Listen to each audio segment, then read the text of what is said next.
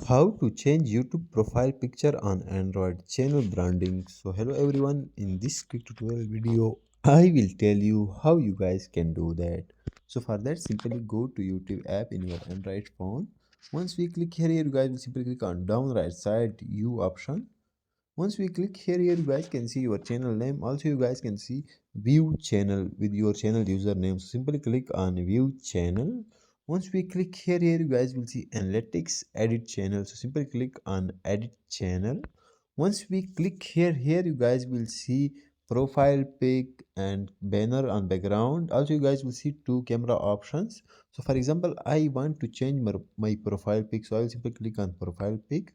Once I click on that, here you guys can see camera, gallery, Google Photos. So simply select the one, and for example, the pic was in my gallery. So I'll simply click on gallery, and after that I will select the pic. And once I select the pic, I will simply click on OK. And once I click on OK, that's it.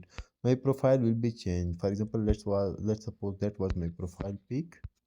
Now I will simply click on save picture, and once I click on save picture, that's it. The YouTube profile will be changed. So that's how you guys can do that. Thanks for watching.